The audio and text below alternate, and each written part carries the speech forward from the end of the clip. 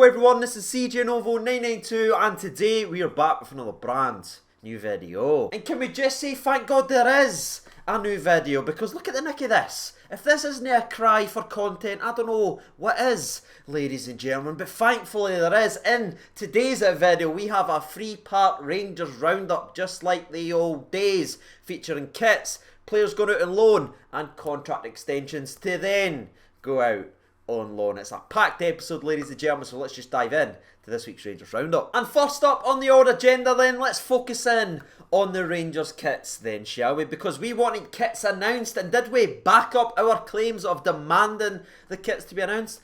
By God, we did, because after just one day, we have reached over 50,000 sales. That right there is absolutely unheard of. And that right there is just a testament to Rangers fans, because if you go out there and you get a good deal for your football club, Rangers fans will back it tooth and nail, and by God, have they, with the incredible sales we've done in just a day. And honestly, shout out to every single person who went ahead and pre-ordered our Rangers kit, because not only is this an unbelievable impression to make on Castore, who is in their first venture ever working with a football team, but also what an impression to make on all the people that was lining up hoping this would actually fail. But it wasn't just a successful launch day in which sales continued per hour at a ridiculous rate until we reached that 50,000 pre-sale mark, which again is just crazy to say, ladies and gentlemen. But this is Rangers Football Club. We all know whenever anything has gone right, there is always, and I mean always,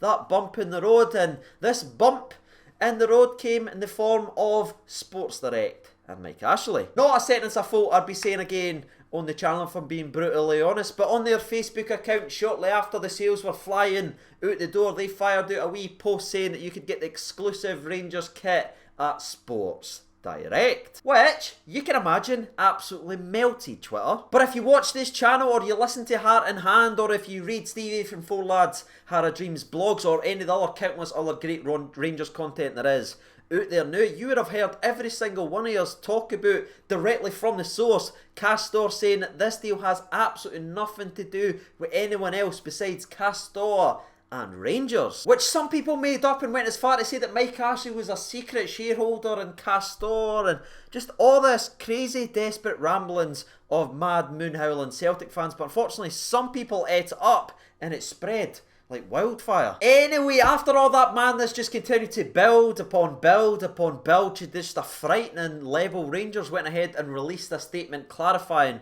where they stood with this commercial deal. Now, I'm not going to read out the entire thing because I'm sure a lot of you have actually read it by now, but just in case you have missed it, I will be breaking it down in today's video, and if you want the entire thing, I will leave a link there down in the description below. But for breaking it down, once again, Rangers and Castore are the only ones in on this partnership. And common practice, especially with teamwear, is companies will then go and buy the rights from Castore to be able to sell their shirts and stock and all that malarkey in their shops. They spend a lot of money to be able to do that, which obviously gets funneled up to Rangers, which is very, very nice.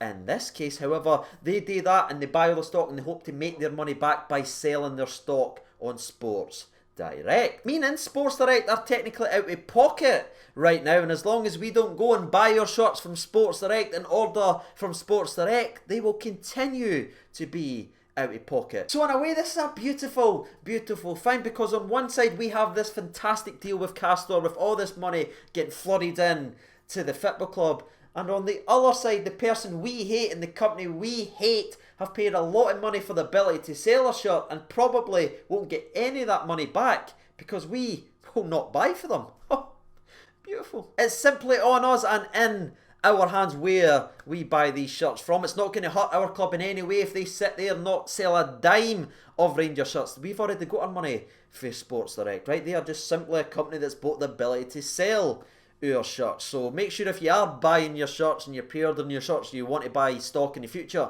don't go to Sports Direct. Don't let them reclaim the money they've spent and given to us. Go direct to Castore and go direct to Rangers. And I think with that being said, that's pretty much it all covered and explained. In fact, there is one last mad rumour that I'm seeing tweeted out by crazy desperate Celtic account saying that Mike Ashley is going to pull in the reins and push Castore out just like he did the time before with JD, but That's just drivel. There won't be another court case. The court cases are done and dusted, and so is Mike Ash's control in Rangers. So I would say stop giving these negative people and the people that's dying to get your attention. Let's focus on the fact that we are smashing sales left, right and centre, and that's a fantastic thing for our football club. But with that being said, it's time to move over to story number 2 in today's video. It's involving the man himself, Mr.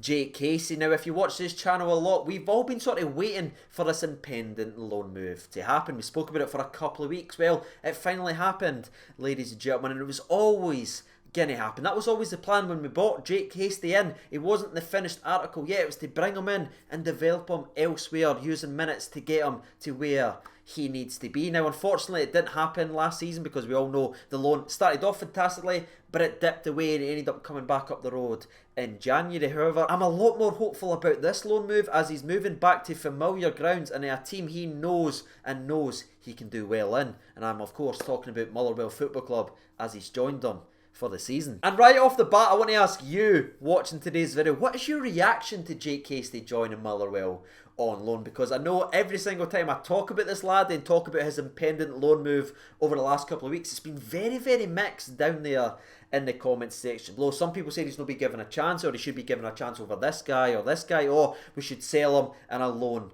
isn't needed. So I'm very interested to see what your thoughts and opinions out there on this move. I just want to look at it and throw in a different perspective as well, right? Because you've all heard me speak about this deal and the loan deal and that, and why I think it's a good idea for Jake to go out on loan many, many times on this channel. But if you look at it from this perspective, he's going to Motherwell, right? And I think it's fair to say he's strengthening that side. I don't think anyone's going to argue me with that one. And if we're using our loan moves correctly, the way we have been so far under Ross, we could now potentially strengthen a couple of teams in the top flight of Scottish football that makes Scottish football tougher for all the teams around us. And whilst not strengthening those teams versus us, I think it's very, very clever, and it makes the league much more challenging for the teams who we all know seem to pick up points left, right and centre. No bother unless it's against us. It's a pretty smart move, I think, by Ross Wilson. It's a great move for Jake Hastie, and it definitely makes Motherwell tougher, as Rocky is wanting to get involved in the video. But Rocky interruption to one side. That's everything I've got to say regarding this deal and potentially strengthening other teams to make it tougher for every other team in the league, bar us. So get your thoughts and opinions out there. Now again, 90% of the comments probably getting fired in and saying, CG, you're talking crap, you're completely wrong about this one, you didn't ken that. But that's why we make the videos, ladies and gentlemen. It's always fun and interesting, especially when you shout at me. But before we move to the third and final part of today's video, there is one last thing I want to talk about regarding this Jake Hastie move to Motherwell, and that's the reaction from some in the Motherwell fans. I mean, if you go on social media and you're reading the comments, by God, are they absolutely stinking. It's so filled with hatred, it's absolutely incredible, and I don't understand why there's so much hatred towards this lad. It's no Jake Hastie's fault that his contract was ran all the way down and he was allowed to join us on a free transfer, bar obviously the compensation fee because of his age. It wasn't his fault that happened. The anger should be towards the Motherwell management and the Motherwell chairman and all that stuff. That's where it should be, not even at Jake Hastie. But nevertheless, it looks like the kid's in for a tough time and a tough welcome back to Motherwell Football Club, and he's going to have to do a lot to win them back. But I believe in Jake Hastie. I think there is talent there, and I think he will win everyone back and come back up the road a better player. But moving to the third and final part of today's video, we have a contract extension that everyone on this channel was expecting, but it doesn't take any shine off it because it's still a fantastic thing for the player and our football club. Now, the deal I'm referring to is, of course, the contract extension from the man, the myth, the future, Robbie McCrory. He has signed a deal to 2023, and that right there is just a testament to how hard he is working and how much he's burst his ass for this opportunity to be placed into this weird position that he's in, because we're all looking at him now and we're saying, right, that is the future successor to Alan McGregor. We all sort of are talking about that, and that's a lot of pressure on that young laddie's shoulders, but he continues to shine and perform